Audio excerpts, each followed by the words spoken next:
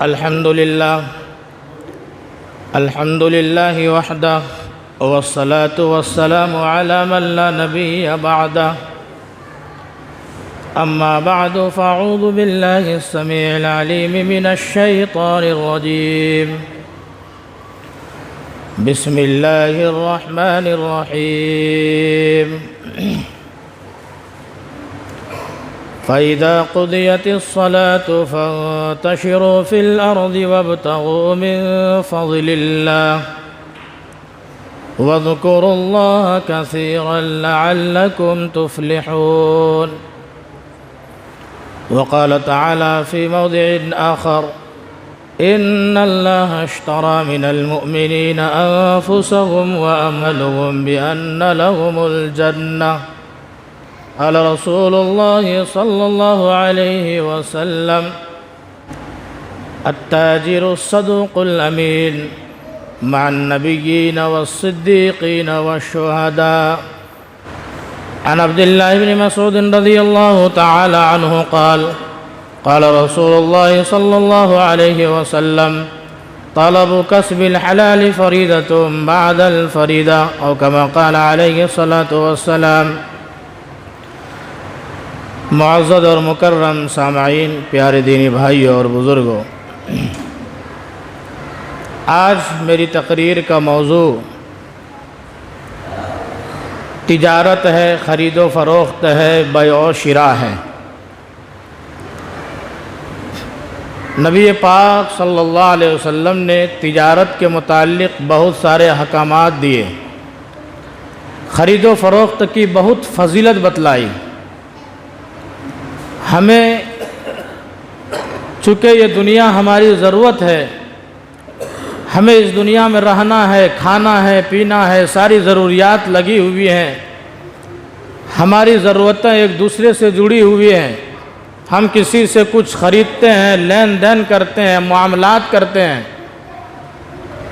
تو اللہ تعالیٰ نے اس سلسلے میں، اس معاملے میں بھی ہماری بھرپور رہنمائی فرمائی ہے۔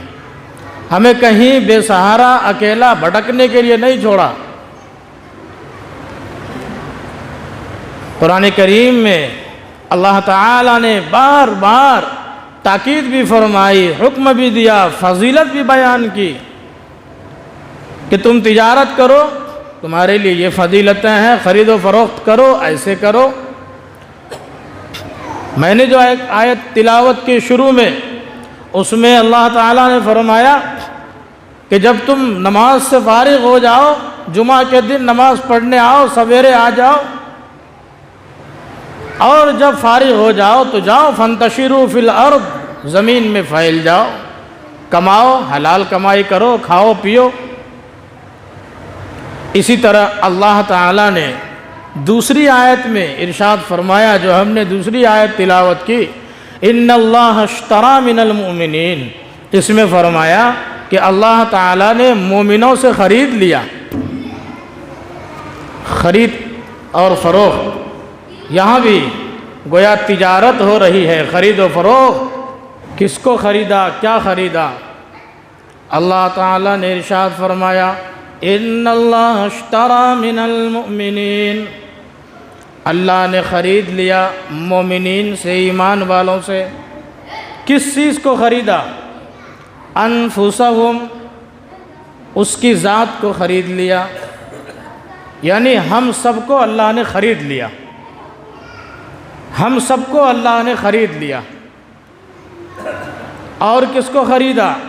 وَأَمْوَالَهُمْ، ہمارے مالوں کو بھی اللہ نے خرید لیا۔ کیسے خریدا؟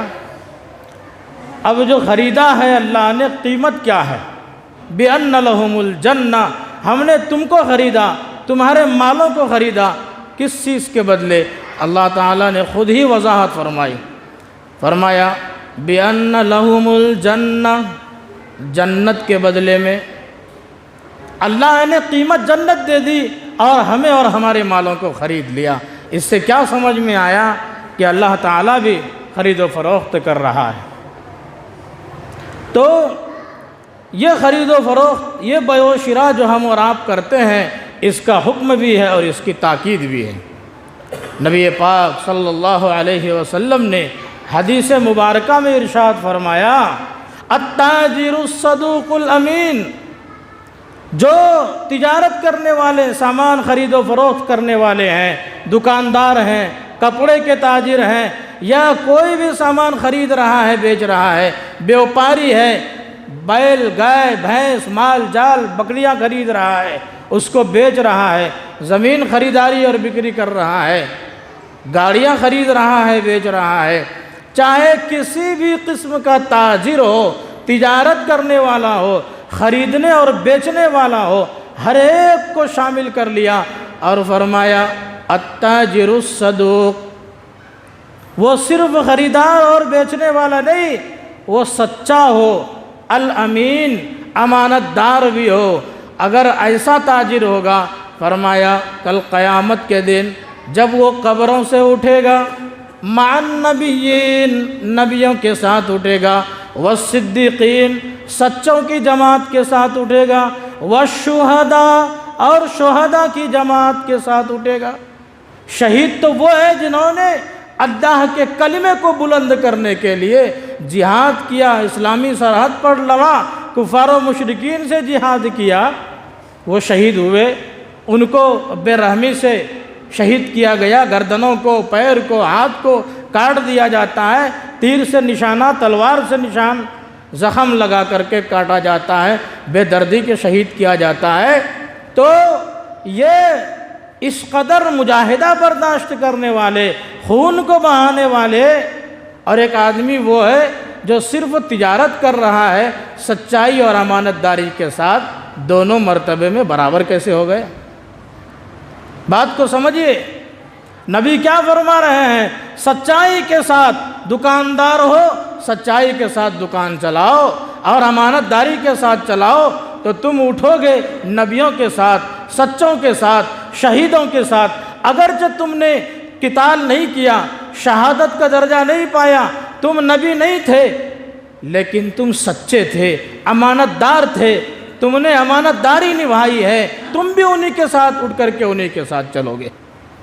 بالکل شہیدوں کی طرح تمہارے ساتھ بھی اللہ تعالیٰ معاملہ کرے گا۔ اور فرمایا، نبی کریم صلی اللہ علیہ وسلم سے سوال کیا گیا، یا رسول اللہ، سب سے بہترین کمائی کون سی ہے؟ فرمایا کہ سب سے بہترین کمائی وہ ہے جو تمہارے عمل کے ذریعے کمایا گیا ہو۔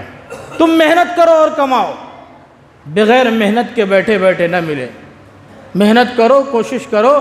اور فرمایا کہ تم سچے بھی رہو، صاف ستھری تجارت کرو اور صاف ستھرا تم معاملات کرو، تو یہ سب سے بہترین کمائی ہے۔ اس کے بعد ایک حدیث اور میں نے پڑھی جس میں آپ صلی اللہ علیہ وسلم نے فرمایا کہ حلال کمائی کرنا یہ نماز روزہ جیسے فرض ہے، ان فرائض کے بعد سب سے بہترین فرض ہے۔ حلال کمائی کرنا یہ بھی فرض ہے۔ اب ہم اور آپ غور کریں کہ ہماری کمائی حلال کتنی ہو رہی ہے، ہماری آمدنی کیسی آ رہی ہے۔ ہم تجارت کرتے ہیں، دکان ہم نے رکھا، کپڑا ہم بیچ رہے ہیں، لا رہے ہیں، تو ہم دکان میں، کپڑے کی تجارت میں، یا دنیا کے کسی بھی کاروبار میں جس نے بیچنا اور خریدنا ہو، کیا ہم نبی کے اور قرآن کے اس طرز پر کر رہے ہیں؟ ایک اور حدیث میں آپ صلی اللہ علیہ وسلم نے فرمایا، وہ آدمی سچا ہے، اس کی کمائی حلال ہے، پاک ہے۔ کون؟ فرمایا جو تجارت کرے جھوٹ نہ بولے، جو تجارت کرے، کاروبار کرے، جھوٹی قسم نہ کھائے، جو کاروبار کرے کسی بھی سامان میں عیب نکال کر کے نہ خریدے، جو تجارت کرے، خرید و فروخت کرے تو اپنے سامان کا اس قدر ایڈوانس فائدہ نہ بتا دے کہ جس میں وہ فائدے، وہ خوبی ہو ہی نہیں۔ بالکل معاملات کا صاف ستھرا رکھنے والا، امانت کے ساتھ خیانت نہ کرے، اور اسی طریقے سے جب کچھ کسی کو دے تو لینے میں زور زبردستی اور خوب سختی نہ کرے، اور جب وہ کسی سے کچھ لے تو دینے میں خواہ ٹال مٹول نہ کرے۔ اگر معاملہ ایسا ہو، فرمایا اس کی کمائی بالکل حلال ہے اور اس کی کمائی بالکل پاک ہے۔ یہ نبی نے مہر اور ٹھپا لگا دیا کہ اس شرط پر اگر ہو تو تم کامیاب ہو، دنیا میں بھی تمہارے مال میں برکتیں آئیں گی، گھاٹا نہیں ہوگا، اور آخرت میں بھی تم کامیاب ہو جاؤ گے۔ نبیوں کے ساتھ اٹھو گے، شہیدوں کے ساتھ اٹھو گے، صدیقوں کے ساتھ اٹھو گے۔ اور فرمایا کہ صحیح طور پر کمائی اور تجارت کرنے والا اللہ تعالیٰ کے عرش کے سائے میں اس دن ہوگا جس دن اللہ کے عرش کے علاوہ اور کوئی سایہ نہیں ہوگا۔ بہترین ارشادات، پیغامات ہمیں اور آپ کو دے دیا۔ ہم تجارت میں جھوٹ بولیں، اگر ایک مرتبہ آپ نے جھوٹ بول دیا، جس آدمی سے آپ نے جھوٹ بولا، ہمیشہ کے لیے آپ کا اعتبار ختم۔ الصدق ینجی والکذب یہلک، سچائی جنت کی طرف، راحت کی طرف، عزت کی طرف، سچائی ہمیشہ تم کو جنت کی طرف لے جائے گی، اور جھوٹ ہمیشہ ذلیل کرائے گا اور دنیا اور آخرت کی رسوائی تمہارے قدموں میں ڈال دے گا۔ تو سچائی یہ ہماری جان کو بچاتی ہے، اور جھوٹ یہ ہمیں اور آپ کو ہلاک کر دیتا ہے۔ بھروسہ ختم ہو جاتا ہے، اعتبار ختم ہو جاتا ہے۔ صحابہ کرام نے سوال کیا، یا رسول اللہ، مومن کبھی جھوٹ بھی بول سکتا ہے؟ کہا نہیں، مومن اور جھوٹ یہ ہو ہی نہیں سکتا۔ قرآن کریم نے بالکل سختی سے منع فرمایا، اجتنبوا قول الزور، اے لوگو جھوٹی بات سے بچو۔ اور پھر تجارت میں ہم جھوٹ بولیں، اس کے ساتھ جھوٹ بولیں جس کے ساتھ ہماری آمدنی وابستہ ہے، جو ہمیں 2 روپیہ منافع دے رہا ہے، نفع دے رہا ہے، آئندہ یہ اور 10 کسٹمر کو لائے گا۔ ایک آدمی کے ساتھ جھوٹ بول کر کے یاد رکھیں، آپ 10 کا نہیں، آپ 100 کا نہیں، آپ 1000 کا اعتماد اپنے اوپر سے ختم کروا رہے ہیں۔ اس لیے نبی نے سب سے پہلی تاکید، سب سے پہلا پیغام یہ دیا، اے لوگو تجارت میں جھوٹ بالکل نہیں ہونا چاہیے۔ جھوٹ بولو گے، دھوکہ دو گے، یقین جانو تمہاری دکانیں پھر بند ہو جائیں گی۔ آپ صلی اللہ علیہ وسلم بازار سے گزر رہے ہیں، ایک شخص غلہ بیچ رہا ہے۔ آپ صلی اللہ علیہ وسلم پہنچے، غلے میں ہاتھ ڈالا، نیچے کچھ تری معلوم ہوئی، بھیگا ہوا غلہ تھا۔ آپ نے اٹھایا اور کہا کہ یہ بھیگا ہوا کیسے ہے؟ اوپر تم نے سوکھا رکھا، دانے سوکھے ہوئے، اوپر سوکھے گیہوں اور نیچے یہ بھیگے ہوئے، یہ کیا دھوکہ ہے؟ وہ تاجر کہتا ہے کہ یا رسول اللہ، بارش ہوئی تھی، گیہوں بھیگ گئے، غلہ بھیگ گیا، جس کی وجہ سے ہم نے سوکھا اوپر کر دیا، بھیگا نیچے کر دیا، تاکہ لوگ دیکھ کر کے آئیں اور لے لیں۔ فرمایا نبی کریم صلی اللہ علیہ وسلم نے، اس پیغام کو ہم اور آپ یاد کریں۔ جو تاجر ہے خاص طور پر، وہ کیا فرمایا؟ من غش فلیس منا، فرمایا جو دھوکہ دے وہ ہم میں سے ہو ہی نہیں سکتا، جو دھوکہ دے وہ میری جماعت میں سے نہیں ہو سکتا۔ اور تجارت میں دھوکہ، تم اپنے پیر پر کیوں کلہاڑی مار رہے ہو؟ ایک آدمی اگر لے لیا، ایک آدمی کو دھوکہ دے دیا، ٹھگ لیا، یاد رکھو 100 میں جا کر کے اعلان کرے گا، یہ تو تمہارا نقصان ہوگا۔ اس لیے ہمیشہ سامان صحیح طریقے سے بیچو۔ اور فرمایا امانت، اگر کسی نے آپ کے پاس کچھ رکھا، آپ اسی طرح ادا کر دیجئے۔ امانت کی بہت ساری قسمیں ہیں۔ اگر آپ کو کسی نے کوئی بات کہہ دی، آپ کو کہا کہ بھائی یہ بات امانت ہے، کسی کو کہیے گا نہیں، اور آپ نے جا کر کے دھیرے سے اپنے کسی دوست کو بتا دیا، بھائی امانت ہے کسی کو کہنا نہیں، وہ کسی اپنے تیسرے دوست کو بتایا، بھائی امانت ہے کسی کو کہنا نہیں، وہ چوتھے کو، پانچویں کو، 8، 10، 150 میں عام ہو گئی، اور سب نے یہی کہا کہ بھائی کسی کو کہنا مت۔ اب بتائیے یہ امانت کہاں رہی؟ فرمایا کہ یہ منافق کی علامت ہے۔ امانت دو، امانت رکھو، اور پھر وہ امانت میں خیانت کرتا چلا جائے، منافق فرمایا۔ اور منافق کے لیے دردناک عذاب ہے۔ منافق مسلمان نہیں ہو سکتا، چاہے وہ ہزاروں نفلی نمازیں اور ہزاروں روزے رکھ لے، اور چاہے وہ کتنا ہی نیک کام کر لے، ذرہ برابر اس کو اجر اور بدلہ اور ثواب نام کی کوئی چیز اس کے کھاتے میں نہیں لکھی جاتی ہے۔ تو منافق کی علامت یہ ہے کہ جب امانت رکھی جائے تو خیانت کر دے، چاہے روپیہ پیسہ رکھے، چاہے کوئی بات امانت کے طور پر رکھے، چاہے کوئی مشورہ آپ سے مانگ رہا ہو، مشورہ بھی ایک امانت ہے، آپ اس کو امانت سمجھ کر کے دیں۔ تو امانت کی بہت ساری قسمیں ہیں، ہر وہ چیز، ہر وہ بات، ہر وہ کام جو آدمی آپ سے پرسنلی کہے اور کسی کو شیئر کرنے نہ کہے، وہ آپ کے پاس امانت ہے۔ اب آپ اس کو کہیں شیئر نہ کریں، اگر آپ کرتے ہیں یاد رکھیں یہ امانت میں خیانت ہے اور بہت زبردست گناہ ہے۔ اسی طرح فرمایا کہ ہم کوئی سامان لیں، اب بیچارہ جو بیچ رہا ہے اس کا سامان ہے، اب ہم ریٹ کم کرنے کے لیے اس میں 100 خرابی نکالنا شروع کر دیں۔ ارے بھائی یہ تو ایسا ہے، یہ تو ویسا ہے، یہ تو اس طرح ہے، اس میں یہ نہیں، اس میں یہ نہیں۔ فرمایا ایسا مت کرو، یہ نبی ہمیں اور آپ کو ایک ایک باریکی بتلا رہے ہیں کہ تجارت کیسے کرنا ہے، کیسے خریدنا ہے اور کیسے بیچنا ہے۔ فرمایا ایسا مت کرو، لینا ہے تم کو لے لو، ساری چیزیں دیکھ کر کے لے لو، نہیں لینا ہے چھوڑ دو، اس میں عیب اور برائی مت ڈھونڈو، مت تلاش کرو۔ اور فرمایا کہ جب کوئی سامان بیچو، جتنی خوبی ہے صاف صاف بتاؤ، اس میں یہ خوبیاں ہیں، اس میں یہ بینیفٹ ہے، اس میں یہ کمالات ہیں، یہ سامان لوگے تو ایسا ہوگا، اس میں یہ خرابیاں بھی ہیں، اس میں یہ ساری چیزیں بھی ہیں۔ بیک گراؤنڈ صحیح طور پر بتا دو، لینے کا من ہوگا تو لے گا، نہیں من ہوگا تو نہیں لے گا۔ بیجا اس کی تعریف مت کرو، جو خوبی نہیں ہے تم 10 12 20 25 وہ خوبی، وہ تعریف، وہ چیزیں ایکسٹرا بتا دو کہ اس میں ہے ہی نہیں۔ اب لینے والا پریشان ہو جائے گا، وہ خوبی ڈھونڈے گا، نہیں ملے گی، اب اس کے ساتھ یہ دھوکہ دڑی ہو جائے گا۔ یہ تجارت کے اصول بتائے، اگر اس طرح ہم اور آپ تجارت کریں گے یقیناً بڑا نفع ہوگا۔ اور پھر فرمایا جب تم تجارت کرو لو اور دو، جھوٹی قسم مت کھاؤ۔ آج ہم اور آپ کہاں ہیں؟ ہم نے سامان لایا 100 روپے کا، ہمیں بیچنا ہے 300 روپے میں۔ شریعت کا مزاج یہ ہے کہ آپ مارکیٹ سے بہت زیادہ نفع نہ لیں، جو عام نفع کے ساتھ سامان مارکیٹ میں دیا جا رہا ہے آپ وہی نفع لیں، اس سے زیادہ آپ گرانی میں مہنگائی میں نہ بیچیں۔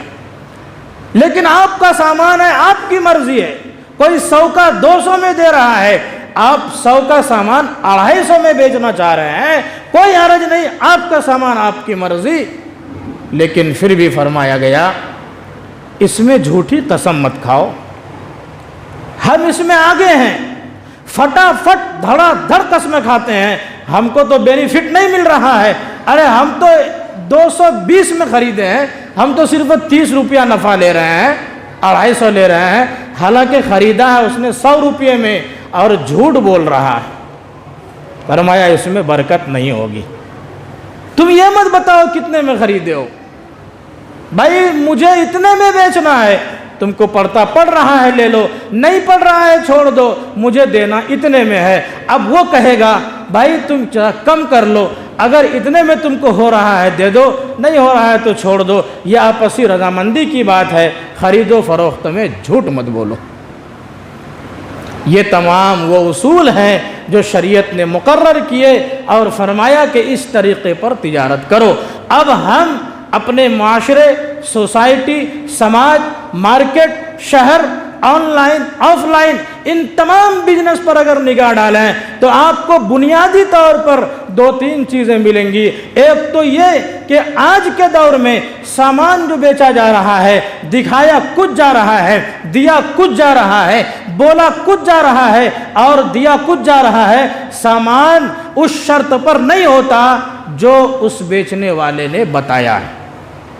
بعض مرتبہ ایسی چیز کی خرید و فروخت ہوتی ہے کہ ہمارے پاس وہ چیز ہے ہی نہیں، دوسرے کے پاس سامان ہے، ہم نے تصویر دکھا دیا نیٹ پر، لگا دیا فیس بک واٹس ایپ پر، ہاں بھائی یہ سامان اتنے کا، پرچار ہم کر رہے ہیں، لیکن وہ سامان ہمارے پاس نہیں، کسی دوسری دکان میں۔ تاجر حضرات غور سے سنیے، خاص طور پر جو آن لائن کاروبار کرتے ہیں، بہت سارے سوالات آتے ہیں کہ اگر سامان دوسرے کے پاس ہو، ہم صرف اشتہار لگا کر بیچیں تو کیا یہ بیچنا جائز ہے؟ شریعت کا ضابطہ یہ ہے کہ ایسی بیع درست نہیں ہے، اس لیے کہ جو چیز آپ کے قبضے میں نہ ہو آپ اس کی خرید و فروخت کیسے کر سکتے ہیں؟ آپ اس کو کیسے بیچ سکتے ہیں؟ وہ چیز آپ کے پاس ہے ہی نہیں۔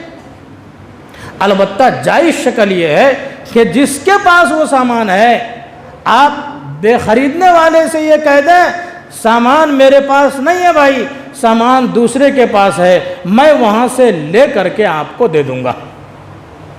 اب وہ کتنے میں ہم کو دے گا وہ چھوڑیے، ہم آپ کو 200 میں دیں گے، سامان میرے پاس نہیں، دوسری جگہ دوسرے کے پاس ہے، سامان کی یہ کوالٹی ہے، سامان میں یہ ساری خوبیاں ہیں، بتا کر کے آپ بیچ دیجئے، پھر اس سے آپ لے کر کے دے سکتے ہیں۔ اسی طریقے سے آپ نے اپنا کوئی بندہ وہاں بھیج دیا، وکیل بنا دیا کہ بھائی میری طرف سے آپ وہ سامان لے لیجئے، پھر آپ نے کسی کو نیٹ پر آن لائن آف لائن بھیج دیا کہ بھائی ایک سامان ہے میرے ایک بندے کے پاس ہے، گویا میرے ہی پاس ہے، وہ بندہ میرا اپنا ہے، میرا بھائی ہے یا میرا کوئی اپنا ہے جس کو وکیل کہا جاتا ہے، یعنی میرا نائب ہے وہ۔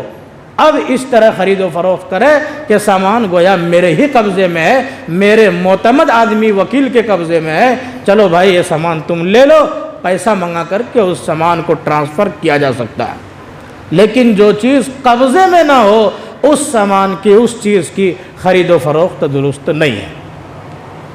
اسی طرح بہت ساری بزنس وہ ہیں کہ جس میں ہم نے ایک کو ممبر بنایا، اس کا ہمیں 200 روپیہ بینیفٹ، 500 بینیفٹ، اس نے کسی کو بنایا، اب اس کا بھی ہمیں پرسنٹیج مل رہا ہے، اس نے چوتھے کو بنایا، اس کا بھی مل رہا ہے، اب یہ قیامت تک بناتا رہے گا اور بینیفٹ اس کو ملتا رہے گا۔ آپ نے جو پہلا ممبر بنایا، آپ نے جو پہلے ممبر میں محنت کی ہے، اس کا جو بینیفٹ ہوتا ہے، اس کا جو فائدہ ہوتا ہے، وہ تو آپ کی محنت کا فائدہ ہے، لیکن اس نے جو دوسرے اور اس نے جو تیسرے کو بنایا ہے اس بینیفٹ کا حقدار آپ نہیں ہے، اس لیے کہ آپ کی اس میں کوئی محنت نہیں لگی۔ یہ شریعت کا اصول ہے، محنت کیجئے بینیفٹ لیجئے، جس میں آپ کی محنت نہیں لگی، کوئی دخل نہیں ہے آپ کے عمل کا، آپ اس کی اجرت کا حقدار کیسے بنیں گے؟ لیکن دھڑلے سے یہ ہو رہا ہے، اور اس طرح کے کاروبار آن لائن بزنس اتنے ہو گئے کہ تقریباً 99% بزنس ناجائز ہیں اور بہت سارے اس میں سود پر مشتمل ہیں، لیکن ہم چونکہ مسائل جانتے نہیں، شریعت کے اصول و آداب جانتے نہیں، ضابطے جانتے نہیں، ہم دھڑلے سے پھنس جاتے ہیں، فائدہ کم ہوتا ہے اور نقصان ہمارا زیادہ ہوتا چلا جاتا ہے۔ آپ ایک ضابطہ یاد رکھیے، دنیا کا ایک قاعدہ یاد رکھیے، 1 روپیہ آپ کو مفت میں دینے والا کوئی نہیں ہے۔ اگر آپ کے پاس کوئی ایسا میسج آ رہا ہے، کوئی ایسی جانکاری آ رہی ہے، کوئی ایسا اپلیکیشن ہے کہ بھائی ایسا کرو تو ایسا ہوگا، اتنا لگاؤ اتنا ملے گا، سب سے پہلے آپ یہ دیکھیں کہ ہم ایمان والے ہیں، اور اللہ نے منع کیا ہے کہ کسی بھی ایسی چیز کی خرید و فروخت جائز نہیں ہے جب تک کہ سامان کیا ہے وہ معلوم نہ ہو، کتنے میں خریدنا ہے معلوم نہ ہو، نقد کتنا پڑے گا، ادھار ہمیں کتنا دینا پڑے گا، یہ ساری چیزیں معلوم ہونی چاہیے، سامان کب تک ملے گا، سامان کہاں پر ہے، سامان کی کوالٹی کیا ہے، ان تمام چیزوں کی جانچ ہو جائے، اب آپ لیجئے، یہ جائز ہے۔ ذرا سا بھی اس میں کچھ ایسا ہو گیا کہ جو بات ہمیں معلوم نہیں ہے، جس کو مجہول کہتے ہیں، شریعت نے کہا کہ یہ درست نہیں ہے۔ بہت ساری لاٹری کی شکل ہے، کچھ ہمیں کوپن دیا جاتا ہے، اس میں انعام نکلتا ہے، بالکل حرام، بالکل ناجائز۔ بعض مرتبہ آپ نے جو دیا وہ بھی چلا گیا، اور بعض مرتبہ آپ کو بہت زیادہ مل گیا۔ اب شریعت نے دیکھیے اصول جو متعین کیا، جو طریقہ بتلایا کہ نہ آپ گھاٹے میں ہو نہ آپ کی وجہ سے کوئی دوسرا گھاٹے میں رہے۔ شریعت نے اس طرح بالکل صاف و شفاف طریقہ متعین کیا۔ لینا ہو صاف طریقے سے لو۔ یہ لاٹری والے 1000 سامان پر، ایک سامان پر، 1000 سامان میں سے ایک چیز پر، 2 چیز پر کچھ بڑا گفٹ اس میں پیک کر دیا، بڑا سامان ڈال دیا، اب کسی ایک کو نکل گیا، 1000 لوگوں نے اس کو لے لیا۔ بتائیے دھوکہ ہے کہ نہیں؟ تو دھوکے کے تمام دروازے کو شریعت نے بالکل بند کر دیا ہے، اور مسلمانوں کے اوپر یہ کہا کہ تمہارے اوپر لازم ہے کہ اس طریقے سے تجارت کرو اور ان طریقے سے بچو، تو دنیا میں بھی فائدہ ہوگا اور آخرت کے حساب سے بھی فائدہ ہوگا۔ بہت سارے سود کی شکلیں ہیں۔ سود جانتے ہی ہیں کس قدر حرام ہے، کس قدر خطرناک چیز ہے، اپنی ماں سے زنا کرنے کے برابر، اور لعنت ہے۔ اللہ تعالیٰ نے جنگ کا اعلان کیا ہے، جو سود لیتا ہے گویا وہ ہم سے لڑائی اور جنگ کرنے کا اعلان کر رہا ہے۔ آج سود کی کتنی شکلیں ہیں آپ دیکھ سکتے ہیں۔ جو سود کھائے گا، جو جوا کھیلے گا، سٹہ بازی کرے گا، یہ ساری آمدنیاں حرام ہے، حرام ہے، حرام ہے۔ کیوں؟ اس میں مثال کے طور پر کوئی جوا کھیل رہا ہے، سٹہ بازی کر رہا ہے، نفرتیں پیدا ہو رہی ہیں، عداوتیں جنم لے رہی ہیں، انتشار ہو رہا ہے، دل ٹوٹ رہے ہیں، معاملہ قتل تک پہنچ جاتا ہے، اسی طرح بیوی بچے ویران ہو جاتے ہیں، گھر تک فروخت کرنا پڑتا ہے، نہ جانے کن کن پریشانیوں میں وہ خود بھی مبتلا ہوتا ہے اور پورے سماج کو لے کر کے ڈوب جاتا ہے۔ اسی لیے شریعت نے منع کیا کہ سود سے، جوا سے اور سٹہ بازی سے، ان تمام چیزوں سے پرہیز کر لو۔ قرآن کریم نے صاف طور پر منع فرمایا، اعلان کیا کہ اے لوگو، یہ جس طرح تم لوگ سور کے گوشت کو حرام سمجھتے ہو، خنزیر کا گوشت حرام، شراب حرام، خون حرام، اسی طرح تم لوگ جوا کو بھی حرام سمجھو، سٹہ بازی کو بھی حرام سمجھو۔ یہ تمام چیزیں ایسی ہیں کہ تمہاری زندگی کو بھی تباہ کرنے والی ہیں اور تمہاری آخرت کو بھی لوٹنے والی ہیں، آخرت میں بھی جہنم کے گھڑے میں دھکیلنے والی ہیں۔ اس لیے ہمیں اور آپ پر یہ لازم ہے کہ ہم اور آپ خرید و فروخت کریں، جھوٹ سے پرہیز کریں۔ آن لائن کاروبار دھوکہ دڑی کا اڈا ہے۔ یہ جتنے آن لائن کاروبار ہیں سب کے بارے میں کوئی بتا نہیں سکتا ہے، ہزاروں شکلیں نکل گئی ہیں، اللہ ماشاء اللہ کوئی جائز شکل ہو، لیکن تقریباً جتنے سوالات پوچھے جاتے ہیں مفتیان کرام سے، ہم لوگوں سے، گروپوں میں، اکثر شکلیں ناجائز کی ہوتی ہیں۔ لیکن آج ہم اور آپ دھڑلے سے گھستے چلے جا رہے ہیں۔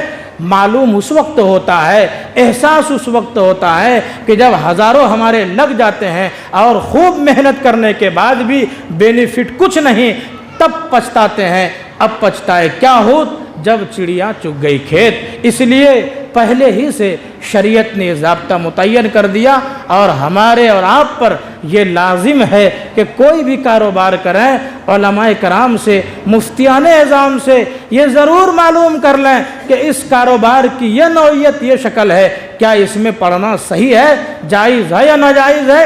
یاد رکھیں، ناجائز کام میں، حرام کی آمدنی میں وقتی طور پر، دنیاوی طور پر ہمیں ظاہری فائدہ دکھ سکتا ہے، لیکن کبھی بھی اس میں اللہ کی طرف سے برکت نہیں ہوتی ہے۔ آپ کی عمر سے بھی برکت ختم ہو جائے گی، رزق سے برکت ختم ہو جائے گی، زندگی میں پریشانیاں آئیں گی۔ نبی نے فرمایا، جس شخص کا ایک لقمہ بھی حرام کا پیٹ میں داخل ہو گیا، فرمایا 40 دن تک اس کی کوئی بھی نماز قبول نہیں ہوتی ہے، سارے اعمال بیکار ہو جاتے ہیں، گو فرض ادا ہو رہا ہو لیکن اعمال کا ثواب آپ کو نہیں ملتا۔ نبی پاک صلی اللہ علیہ وسلم نے صاف طور پر اعلان فرمایا، اے لوگو، تم میں سے بعض لوگ وہ بھی ہیں نمازیں پڑھ رہے ہیں، روزہ رکھ رہے ہیں، دعائیں کر رہے ہیں، صدقہ اور خیرات کرتے ہیں، کہتے ہیں یا رب یا رب یا رب، اے میرے مولا ہمیں عطا فرما دے، ہماری پریشانیوں کو دور فرما دے، ہماری دعاؤں کو قبول کر لے۔ نبی نے خود فرمایا، وَمَطْعَمُهُ حرام وَلِبَاسُهُ حرام، اس کی غذا، اس کا کھانا اور پینا، اس کا لقمہ حرام کا جا رہا ہے، اس کا لباس حرام کا اس کے بدن پر پڑا ہوا ہے۔ فرمایا دعا قبول ہونا تو بہت دور کی بات، اس کی دعا اس کے سر سے ایک بالشت بھی اونچی نہیں جا رہی ہے۔